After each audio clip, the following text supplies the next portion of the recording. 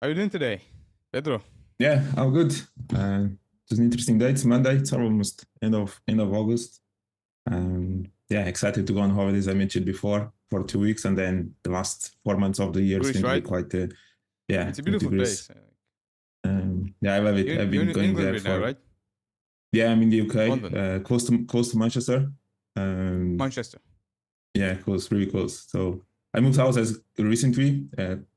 I was just living next to Old Trafford. If you know Manchester United, I was literally just 5 minutes away from the stadium. I could hear the goals from the stands before I actually saw it on the television. Really? So they were spoiling me the game every single time. Like when Ronaldo came, it was crazy. It was Oh. absolutely crazy when he came here a few years ago. But every time I Um, hear like UK, like nature, uh-huh. like I'm in love with nature in UK. Seriously, That's quite beautiful. just Just so the weather beautiful. needs some improvement. The weather needs a little bit of an improvement, but cannot complain. Sure, but still.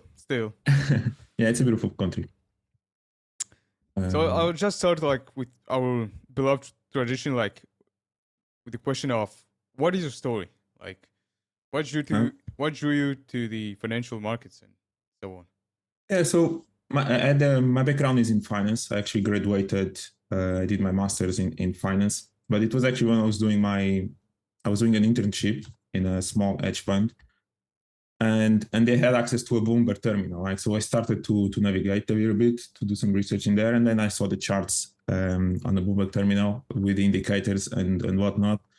And I was starting to question myself, like, is this actually possible, like to actually predict the market using some indicators, and that kind of sparked a complete obsession to try to predict the market.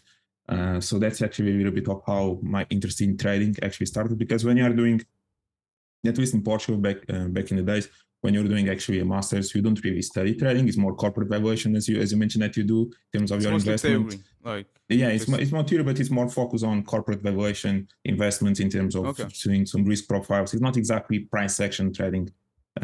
That's more of what we do as a day trader. So it started that passion and obsession to try to solve the market.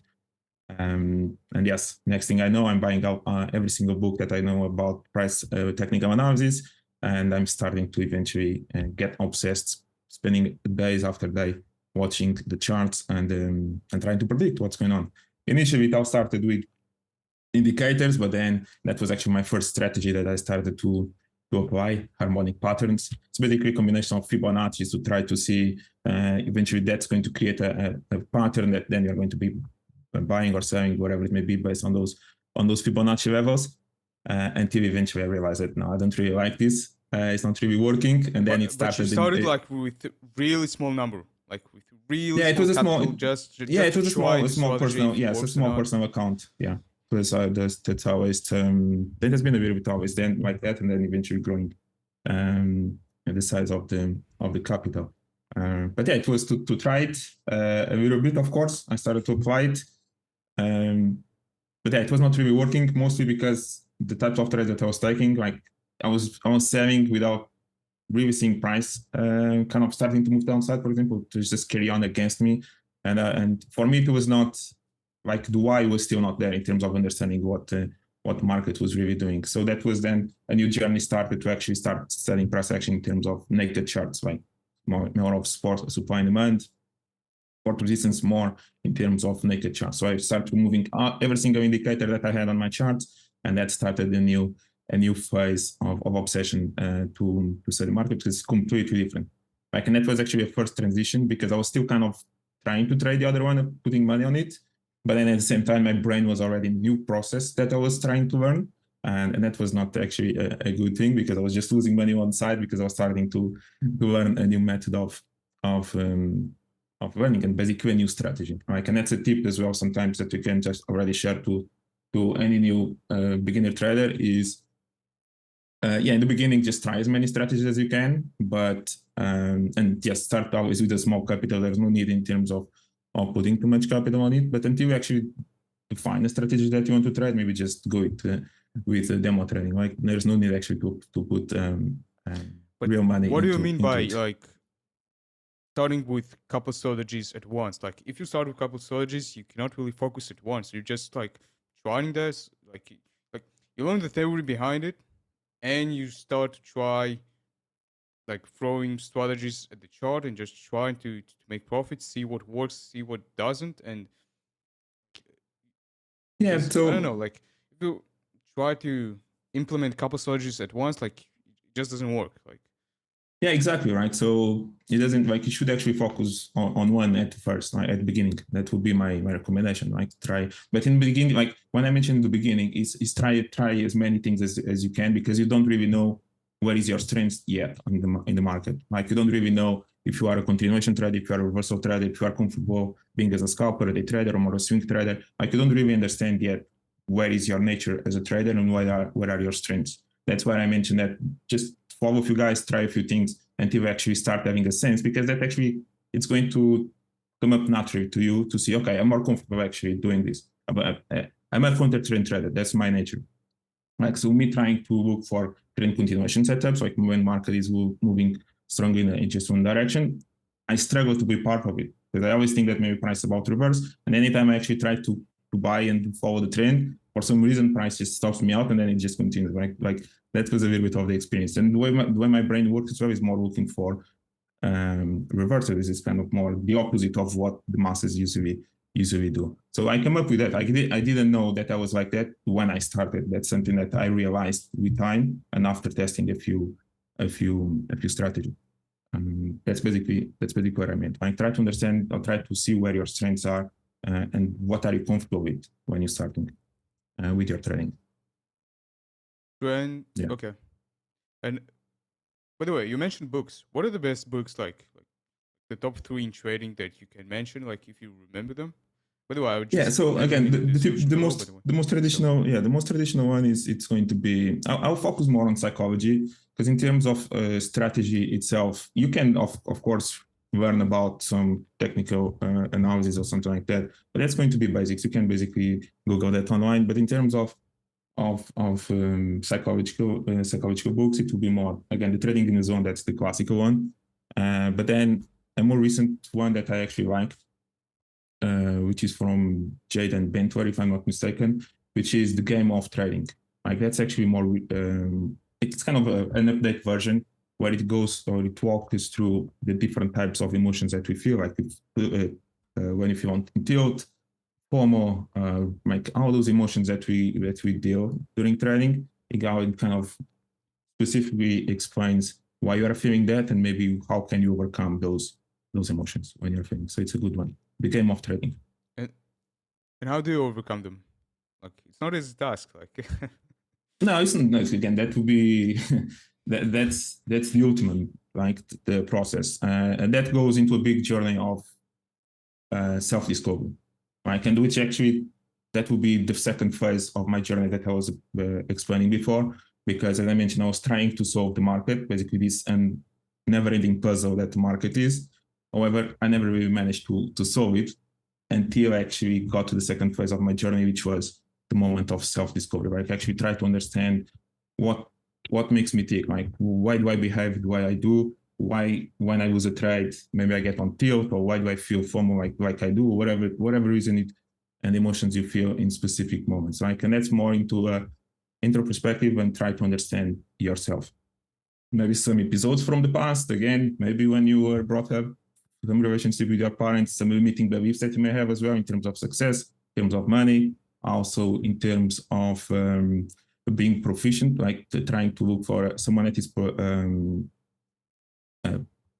proficiency, how do you call it, professionist, someone that is professionist as well may struggle in this endeavor a little bit if he doesn't really manage to control it.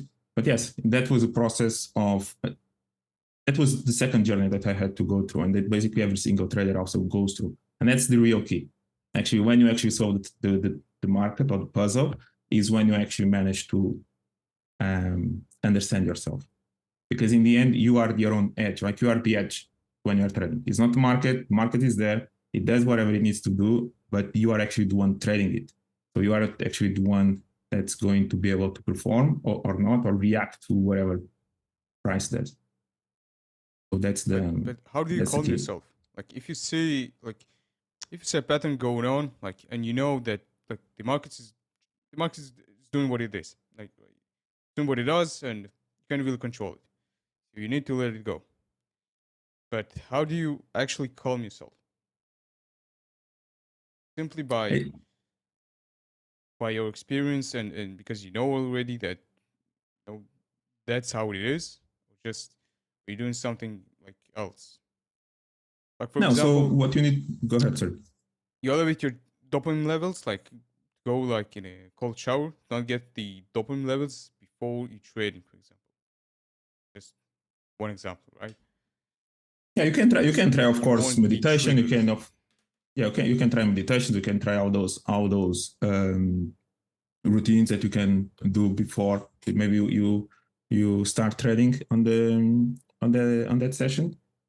But what's important in this case as well is to actually understand your strategy. Like this is the moment where strategy matters. Like you need to know exactly what you are looking for in order to look for your trade. You are not going to just start opening trades in random places. That's why the first step is to develop your own strategy.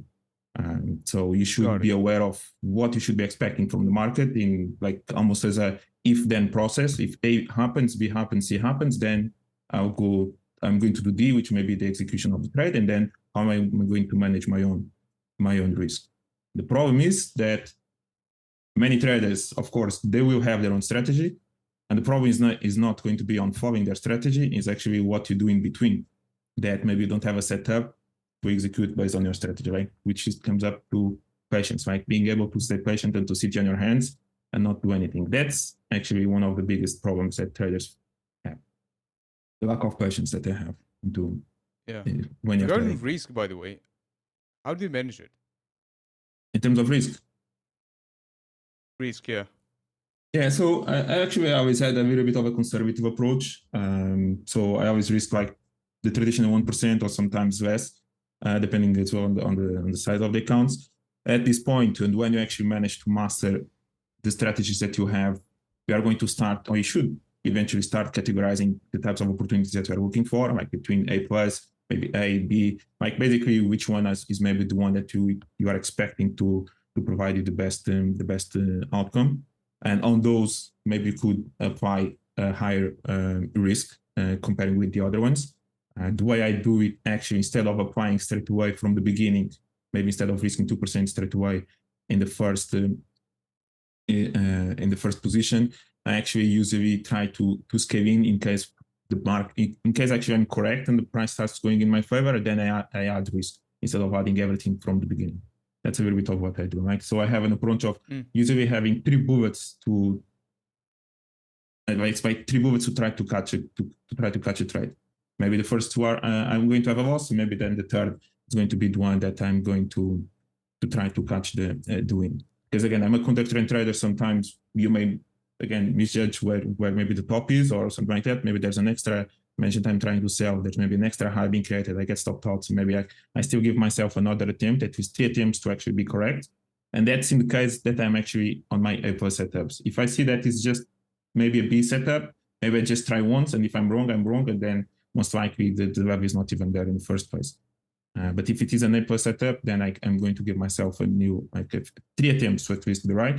And if I'm right straight on the first one, then I can start adding the other 2 bullets in my position. That's more of what I do. But I always took a little bit more of a conservative approach in terms of risk. I was never really crazy in terms of risking. Yeah, it was always. I started at least on that part. Like one of the biggest mistakes that many people do in the beginning is that they start making a lot of money first, and then all of a sudden they give all the money back because they don't even know exactly what they're doing. Actually, I never really had that problem. Somehow I kind of was always with more of a conservative approach. So that was my reality in terms of risk. And how do you incorporate feedback like from the past trades to refine your strategies like moving forward? Like if you have a strategy, if it works, Yeah, so great. But you have trades that doesn't work. Like how do we find those to make the strategy overall better? so that's a good question, right? So and that's actually what then eventually separates whoever is going to actually potentially make it from who doesn't, which is you should be journaling in order to actually understand it. Like you should be tracking your trades, having a journal in order to be able to see which trades actually are working or not. It's not just, again, trading is this unique situation where you can actually have a winning trading and you can do something wrong, and you can have a losing trading can do everything right? So there is this unique characteristic of trading that you need to separate yourself actually from the outcome from the process of the trade itself. But something that you can do, of course, after you start tracking your data, you should then study the trade that you are taking. And one of the key characteristics as well that I'll consider that a good trader has is being curious. Like, he's always curious and always asking questions on what they could actually have done better, and if there was anything that they maybe have missed out. And if they start seeing a pattern, then maybe that's an opportunity that they can actually improve or completely remove that trade. I can give an example from my personal experience where, again, as I mentioned, I'm a counter trend trader. And in the past, when I saw those days where price was literally just moving to the upside, like literally last week happened as well, after the CPI price eventually just started moving to the upside, I think it was on Thursday, my tendency and what I will do in the past, it will be to start looking for reversals, right? So price is starting to move too much to the upside, maybe creates a high, and when price retraces a little bit, I will be trying to sell the double top, right? So that was something that I was doing, and I'll be getting killed. Those days it will be one loss, and then price goes up again, retraces, I will try to sell again, boom, another loss. Like, I'll finish a day like this, basically the 4 or 5 losses in a row, just by making this mistake. And something that then, after a lot of pain and reviewing my trades, was to realize that in the first place, if I actually zoomed out a little bit in that to look at the price in the bigger picture, there was no reason for me to even look for trades in the first place in that level. That was the first change that I made to actually correct and to avoid myself to continue to have those losses. So I went from losing all those trades in a row to not losing. So at least -5 to 0, it's already a good progress in days like that. Because what you need to realize as well is that emotionally, when you see a market like that price is just moving to the upside, you start feeling that you are missing out on that opportunity, because price is literally just one direction, and you just look at the charts on that day. If you go to social media, you just see everyone is making money in there, and you are there sitting on your hands and you are not doing anything. And actually, in reality, I was actually losing money in that day. Like, so you can feel the frustration that I would feel at the end of the day in days like that. And what then actually I started to realize that in days like that, at the end of the day, let's call it around 7 or 8 p.m. at night, actually price would, after that big move to the upside, price would actually correct around maybe 20 to 30 pips to the downside. Most likely people were taking profits on that at that time, and price would actually correct a little bit. So what I realized is that actually, if I'm patient enough on those days, I actually started to take advantage of that small retracement. So instead of trying to sell while price was just moving to the upside, like around 3, 4 p.m., whatever it may be, I would just wait, almost even hide the charts from myself, from my view. So I wouldn't even have the attempt to, or the temptation to sell it. And then actually at around 7, 8, 9, like p.m., I would look for those small retracements, and I'll take advantage of those 20 pips. Like, again, in this particular case, we need to have how to manage our expectations, because I knew that was just those 20 pips to what I was looking for. I was not looking for the big reversal for price to come all the way down and to correct all the move to the upside. It was just a small distance that I was looking to benefit from. Like, I was trying to see in which one of the charts that I was following, which one would create those opportunities. So just to summarize, like, I went from losing money on those days to break even, so stop actually making those trades and completely stop, to eventually identify that pattern and to start making money. Like, and that's a little bit of what you can do when you're journaling, and always with a curious mindset of trying to identify what opportunities are there. And your journal and your pain actually can help you to find those opportunities in the market. So you're just purely technical trader. So you don't look like the fundamental aspect, like in the trades. No, I do. At this point, no, I do pay attention. So at this point in my journaling, in order to, because again, my expertise is a little bit more identifying tops and bottoms in the market. What I just described right now, it's a unique edge that you can find on that specific day. Like, that those days happen maybe 2 or 3 times per month, and that's a specific situation that you can try to identify. Like, that's also something that as a trader you can try to identify in specific edges, in specific moments that you can look for it. This is not a everyday opportunity. In terms of my own style of trading, I'm more of a counter trend trader, as I mentioned, and what I try to look more is for reversals in the market, right? To identify tops and bottoms and when basically the trend is about to reverse. And to do that, of course, I need to pay attention to what's going on in the market in terms of the news. What are the fundamentals? What are the main catalysts that the market is paying attention to? What is market sentiment? Like recently, as you know, it has been a lot about the CPI with all these high interest rates. Now it's about the phase where we are going to start cutting rates. Some countries that start already. The Fed is going to most likely start in September. So it's trying to understand what is actually the market paying attention to. Is it still going to be the CPI? Is the market actually shifting a little bit more towards student employment, to the NFP? So you need to pay attention to those news and what actually is going on and what the market is looking at, because that's going to give you another edge, kind of another clue of what to expect. But beforehand, I also pay attention to what's going on the charts, my price action in this case, because the price, at least I believe so, it gives us the clues that we need to. Price gives us the clues to understand when those reversals are about to happen, basically. Right. So if you do have breaks of structure, for example, if price is moving to the upside, but it starts breaking some structure to the downside, it starts breaking some lows, that's a little bit of some signs that maybe price can be close to reversal. It doesn't mean that price is going to reverse immediately, but that's a sign that maybe the sellers are starting to jump into the market and it's not just the buyers. Now, we can still have another high being created. New buyers are going to start, but then you can start noticing that every high that is being created, it's not as big as it was the previous one. So you start noticing a little bit of this acceleration of the trend, for example. Okay, so you start seeing a little bit more of weakness from the buyers, and then there is a combination again of the news and so on. But just to give an example, for example, and just to connect what I mentioned with the news in terms of price action, where you have the most recent top on the Nasdaq and the S&P. It's precisely on the Nasdaq. S&P still made a slight new high. It was on the combination of a CPI. It was when we had the CPI in July, and the CPI data on that day was actually lower than it was actually higher. It was lower than expected, which was actually good to the market, right? Because what you're trying to see the inflation moving down. But what happened on that day was a good news for the market, and the market went up for 30 minutes, like that first spike, and then actually closed quite aggressively to the downside. So basically, we had good news to the market, which in theory should be lead to a bullish momentum, but they actually had a reversal, a quite strong reversal. It was on the so that's 11th of July, what something like that. You are looking for. You're just looking for the reversals. So basically, it's going up. You look for the top, and we're looking for those clues to the mean, right? We're looking for those clues where actually price is close to reverse. Now, this particular section of the indices, it's all-time high, so there's a little bit of a nuance in there. But if we're not at all-time highs, we can use always at least the left side, so basically the historical price at around that level to try to identify a few levels that you can look for.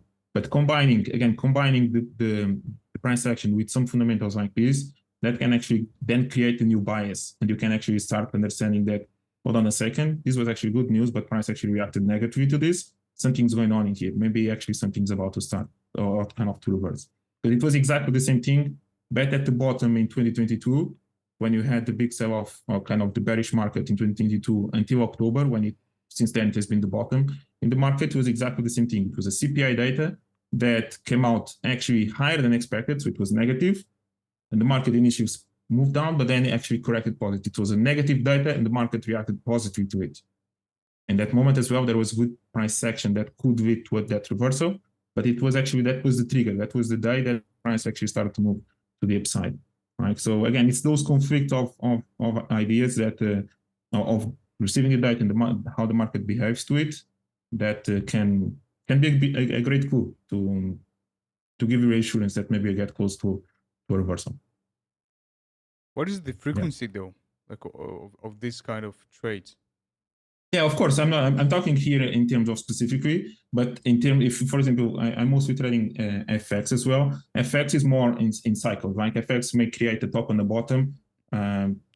Basically, 2 times per month, right? So you're going to find that. For example, recently we predicted the bottom on the, like what, 2 weeks ago, on the 8th, 10 days ago, on the 8th of August, it was the bottom on the pound, right? It's something that we predicted. We also predicted 2 weeks before the top on the pound dollar, right? So again, if it can be, when I'm looking for tops and bottoms, it's more something that may last at least for a week or 2 weeks in here. But again, when you're identifying those tops or bottoms, it doesn't really mean that that's going to be the bottom. That can be just a small retracement, and you have a new move to the downside. What actually defines the bottom or the top is what happens afterwards, right? You need to see confirmation that actually that's happening, and in this case, that's when you can look for price action and some clues that actually is going to confirm that will happen as well. So I'm looking for confirmation afterwards, because again, when you see just the top and bottom, you don't really know if it is the top or the bottom, right? You need to follow through as well. When you do those kind of trades, what are the indicators like? What's like the most favorable indicators to use? Yeah, I'm not using any indicators at this point, right? That's what I mentioned. At this point, I just look to price action, purely price action. Like just trying to see the breaks of highs, lows, trying to understand where the liquidity is as well, kind of where maybe price can move towards to in order to trap most of the traders and then push to the other side. And more importantly, I'm looking for weakness. Like on those type of reversals, I'm looking for weakness. There is a really low probability that price will go from a really strong move to one direction to just reverse immediately. That almost never happens.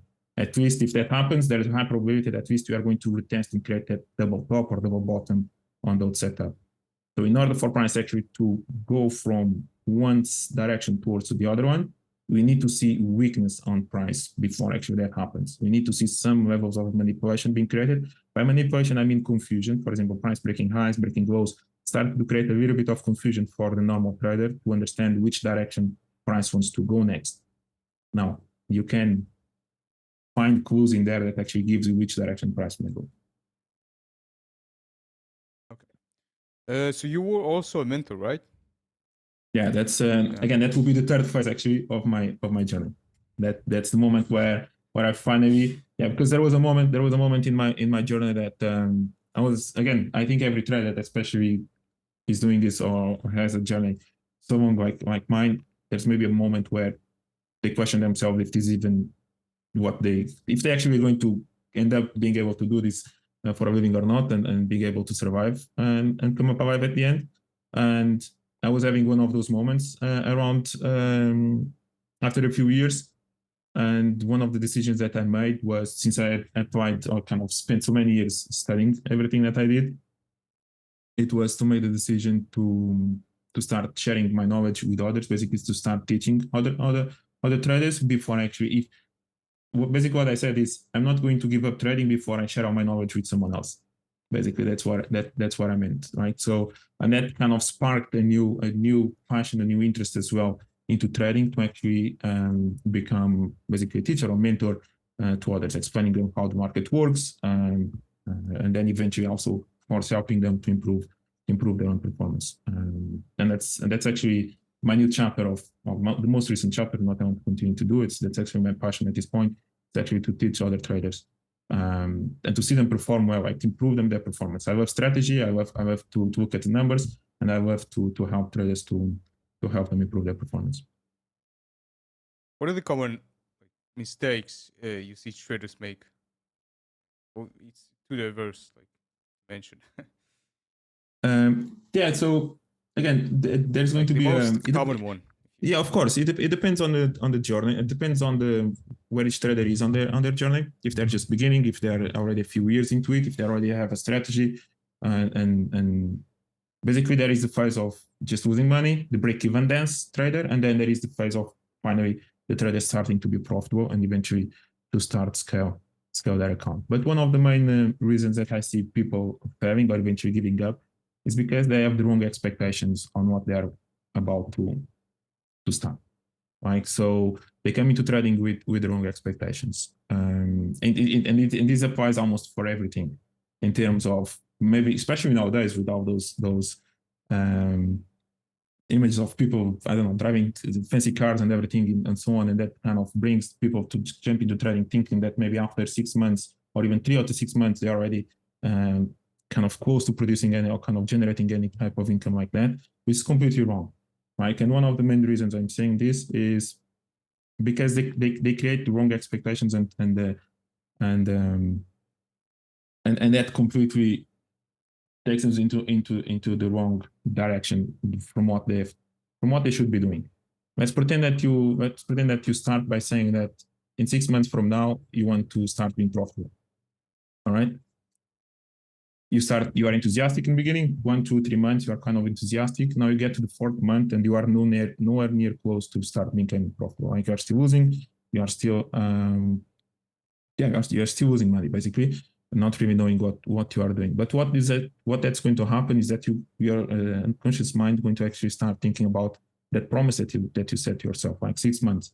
And now you are starting to approach every single day under a lot of pressure because you notice that the deadline is about to reach, and you are nowhere near close to that point. So what happens is that now you are going to just basically waste these next 2 months because you are no longer going to focus on the process and what you can do to actually become a better trader. The only thing you are measuring at this point is just if you actually maybe make money or not, and if you are getting maybe to those outcome goals that you established to yourself. So you are putting yourself a lot of pressure on a daily basis, and always a lot of frustration any day that you are not getting those results. So if you make money, you feel good. If you lost money, you feel bad, and that's couldn't be farther from the truth when you are talking about trading. And many other approaches. Basically will battle over the trade instead of saving the capital. That's trying to make any profit. Sorry, say it again. I mean, so the trader will battle over the trade instead of saving his capital. Just trying to make any profit. Like, yeah, it just starts measuring himself after 6 incorrectly. months or yeah, it starts looking or tracking the wrong data that he should be looking at when they are starting. For example, they go into a trading day and expecting I need to make this dollar amount, right? But you don't know, like if there is a thing that you cannot control is what the market is going to provide you on the specific day. You just don't know, right? And then again, that's a uniqueness of the market. You need to focus on what you can control, and what you can control is actually your routine. It's actually being able to be efficient to follow your strategy, being able to do your daily tasks regarding to trading, and not exactly the dollar amount, because you cannot control that part. So yeah, that's one of the main mistakes that I see, because then what happens is either the trader just gives up after those 6 months or 1 year, or they eventually continue with this madness, continue with trading, and then eventually they will error correct and to start focusing a little bit more on what they need to. But yeah, many times that first year of trading, it's just literally with the wrong expectations. Cool. So you have also a journal, right? So so I go ahead, sorry. So what are the key metrics so that the traders should focus on to assess and enhance their trading performance? Like, if I have a journal that I need to follow, right? So I need to define the metrics that I need to follow them. Yes. So that goes actually in alignment with the previous topic, which is most of the journals that you see and basically every broker provides are outcome metrics. Basically, it's your P&L, it's your winning percentage, it's your profit factor. Like those are metrics that reflect what you are today as a trader. Right? That's your reality, and you need to face it. Right? Either it's good or bad. However, that doesn't really show what you are going to be, what you are becoming. Those metrics, in my opinion, that's why I actually created this trading journal, which is I haven't really released it yet. I'm just using myself and a couple of the traders. But what you need to focus more is in process-oriented metrics. It's like when you are going to the gym, for example. Like it's not like when you weigh yourself right now and you look at your body, it's what you did, it's what you have done in the past towards today. Right? And in reality, it doesn't really even measure what you are doing today, because maybe today you skipped your gym and you had a terrible diet, but your body is still not reflecting your bad habits in here. Right? So basically what you're looking for now is creating good habits that actually is going to lead that in the future we're going to continue to have a good performance or to improve your performance and not just stop with today. So today is basically the way you look for today, the way you look right now is your outcome metrics, and now you need to focus on what is your new workout routine, what is your diet, and if you keep tracking that and if you keep following that, then it's going to help you to become and to get to your results. Translating into trading, right? That's exactly what we do. What I implemented with this journal is to start to predict process-oriented metrics, which is in this case, for example, when you are taking a trade, basically the normal journal is going to just see if it is a win or a loss. But what you could do instead is actually try to divide the trade that you have taken in different aspects. For example, we track 7 aspects, which is the higher time frame analysis, which is the approach, the execution, targets, trade management, the stop loss as well, and the emotional side of it. So on each one of these trades, you are going to mark a plus or a negative or a minus, and then you're going to see in each one aspect of your trades, you are actually where are your strengths and where are your weaknesses. Right? And now, anytime if you win a trade or if you lose a trade, then let's pretend that your issue was execution. Like, so you have a few, like you did your higher time frame analysis correctly, you follow the price, but then in terms of execution, you had some FOMO or something like that, and you executed too early. But then the rest kind of in terms of the initial stop loss, you placed it correctly, the target was actually reasonable as well, and so on. Like, so all of a sudden you have maybe 20 trades, 50 trades, like after a month of data, you can actually now see within those 7 different characteristics, which one of the aspects of your trading are your strengths or are your weaknesses. And then the only thing that you need to do for the next month is look at one that actually is damaging your performance and find solutions on how to actually improve that specific aspect of your trading.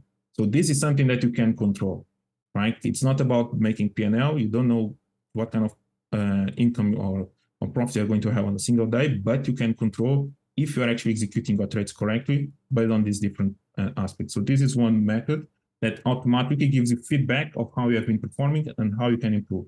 Like, so that's one part of it. Another aspect, for example, that we also track is try to see the difference between what will be your best performance comparing with where we are right now. Right? So if you actually haven't made any mistake whatsoever on your trading, even including maybe some missing trades that you end up not taking for X, Y, and Z reasons, like something that you can track as well. So what will be your ideal performance? Let's pretend that maybe you could have made 10% this month, but you only made 2%. Like, there's a gap of 8% return in this situation, right? And this trying to understand exactly why that gap is created and how can you actually close the gap as well. So again, this is process oriented. It's based on your strategy. It's something that you can control and not just based on whatever else, right? And of course, another situation is to track your daily habits as well. How well did you sleep? How well did you wake up? Are you meditating, working out, whatever routines each trader has? We also are tracking that data to see if you are being disciplined with your daily habits. Does that have also a positive reflection on your performance? Yes or no, right? And that's something that you can also track. Sometimes some traders may have or may be underperforming on their own trading, and it's not maybe because of their strategy or whatsoever. It may be because the way they actually are living their lives on a daily basis. Maybe they are skipping some workouts. Maybe they are under stress with their own personal life, right? And that affects automatically their trading. So also to try to track those differences, those variables, it's important. So, and if you are disciplined on this part, for sure you are going to be much closer to then get to that performance that you are looking for. Like, if you remove those mistakes and you keep improving on those aspects, most likely you are going to be closer to get to the results that you're looking for. So that was the goal. You usually grade like those aspects, or you just say like, yes, I did it, or no, I did not, and yeah. So if you track with actually, yeah. So it's basically put a kind of a 1 or 0, like 1, 0 or -1, right? After 20 trades or 50 trades, whatever it may be, you're going to see that maybe some of them are maybe the 20 plus, but then we have -10 in one of those parameters. Okay, I need to correct this. Right? I need, like, everything maybe is positive, Maybe it's emotions, maybe trade management, maybe it's your stop loss, maybe you're not doing your higher time frame analysis, whatever it may be. Like maybe there's one that's going to be below than the others. Right. And it's totally okay. Like the last thing again, I mentioned wrong expectations, or expectations is a killer for many traders. We are never going to be perfect. Even when I mentioned in terms of the best potential performance and where we are right now, we are never going to be at 100%. Like there's going to be always some kind of gap, and it's good to have a gap because it's something that you can work towards too as well. So that's motivating as well. But yes, using that data, it's important. In addition to that, we also are tracking your P&L on the side, so we know exactly that how much did it cost for you to make that mistake. Like if you have FOMO on specific trades, and you can track actually what was the mistake itself, or you can add that variable, you know that these mistakes cost me X. There's a P&L next to it, and you can see it. And I believe that by doing that, you are going to have an urgency to actually then correct it, because now we have a figure. You can actually see, damn it, I know that I did these mistakes, and this is costing me X. I need to correct this. Like it creates an urgency to actually for you to correct the mistakes that you're making. Cool. So you also have a community, right? Yes, that was a new project that I started. Yeah. How to build a thriving and supportive trading community. What are the key aspects that you need in a community for it to thrive? That's a good question. I mean, myself still trying to figure it out as well. But I think it's about culture as well. Like it's what kind of values you have and what's the mission that you have within your community. What I'm trying to implement with the PFS traders is slightly different from what you usually see with the rest of the trading communities. Like usually you have maybe someone trading and everyone is just watching that guy trades, and I don't really think that brings that much value. Sorry? Live? Like yeah, maybe that person is trading. Yeah, maybe that person is trading live and someone else is following it. But what I mean is, I don't really think that brings that much value for the person that is joining the community. Maybe the style of trading from that person is completely different from actually the trader himself.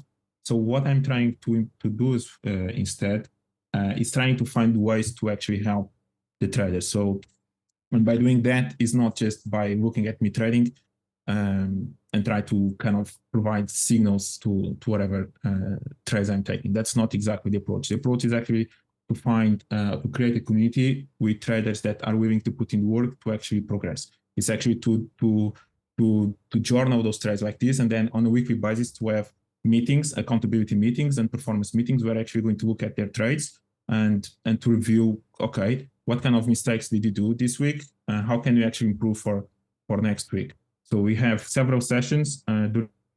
We do also morning calls, live trading sessions as well. So we are going to share the analysis and the setups that you are looking for, but each one is going to take the trades based on their own style and trading. But then in addition to that, we do, for example, accountability sessions. We do live trade reviews on a weekly basis. So we review the trades that the traders have taken and try to provide feedback as well based on their own style and their own trading.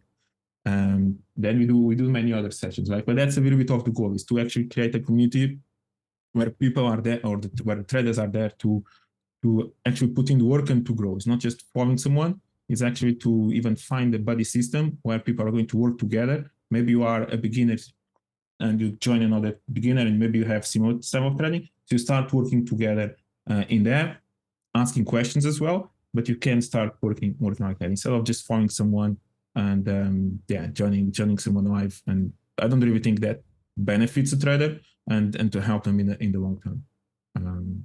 That's not exactly what we do here. For sure. With the rise of AI, by the way, like how do you see the future of trading evolving over the next decade?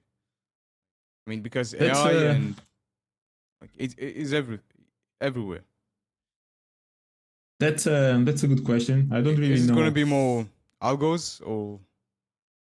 Yeah, right. So because there will be more involvement of algos soon. Like, from 100%. your perspective, do you think something will be different?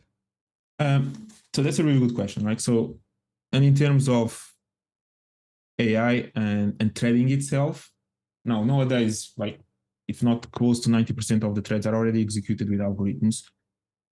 which means that is that number is going to increase. Are they going to get even better the algorithms? Most likely with AI that can help.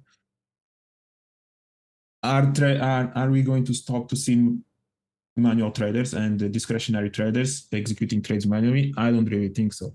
Like, I think there's going to be the retail traders, and they're going to still continuously to trade. Are people going to treat money differently? Are people going to stop having fear and greedy? I don't really think so. That's who we are. Like, are people going to stop gambling? I don't really think so. I think people are going to still trying to join the market and looking at trading or investing with this opportunity to try to make money. Like, so I think all those situations are going to still continue, and let's see where the evolution is going to bring us. But I do believe that people are going to still manually trade and continue to progress. Is it going to get better? Are going to get new shifts or new dynamics in the market? Well, we'll see. Like, but the market itself has already progressed quite a lot. Like back in the days, it was in the pits. That's completely different. You need to call someone to execute a trade. We went into the now kind of the technology of executing trades through our PCs. So everyone else now can trade. Are going to eventually go into something more sophisticated? We'll see. And well, we just need to embrace the change, like, for sure. In that sense. Yeah. Pedro, what advice would you give like aspiring traders looking to enter the market today? The best advice you can give? It most likely it will be in regards to exactly what I mentioned before, because the mistakes I mentioned before is actually for someone that was starting in terms of having the wrong expectations. It takes time to succeed in trading. It's not that easy. Like people try to make it. You are going to be exposed to yourself actually in reality, because all the emotions that you are going to feel in the market is going to be a reflection of yourself. So whatever you feel that market is against you, no, that's actually the way maybe you feel about yourself. So come like join and start with positivism and enthusiasm, but don't really define deadlines or goals to worry. Just embrace, like, have fun, enjoy the process of learning. Something unique about trading is also is an ongoing process of always trying to improve yourself. So if you embrace it with this perspective, I think you are going to enjoy it more. Another aspect is nowadays, yes, you can do it together. Like personally myself, I didn't really join anything. Like back in the days, there wasn't all those communities that there are today. I was a little bit doing it or learning it by myself. And advice now, or for example, one of the main satisfactions that I have when I work with people that are starting in trading is when after maybe 3 to 6 months into their journey, they are already starting to be aware of situations that took me maybe 2 to 3 years to realize. Like, so I'm basically saving 18 months or maybe 2 years of life span to that specific trader, right? And that gives me a tremendous satisfaction, because when you're doing it by yourself, you don't have anyone to give you feedback, and most likely are going to be in a loop. They're going to be in circles, just committing always the same mistake without really progressing as you should. At least it's going to take you longer to do that, and that's exactly what I went through within my journey. I could have maybe made it quicker if maybe I had a mentor, or if I had someone to help me during that process. So yes, that's actually one of the main satisfactions that I have, is when I see, when I compare my journey with these guys, and it's incredible. And it took me like 2 to 3 years to get there, and like in 6 months, you're already asking the right questions, you're already journaling, you're already doing what you need to do in actually to progress in the right direction. And that's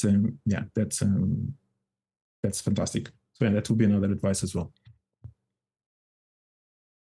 Pedro, thank you, really. It was a pleasure, really. Yeah, you're welcome. Thank you very much. Thank you very much, Alan. And yeah, looking for the next one. Okay. Thank you. For sure. Yeah. All right. Thank you.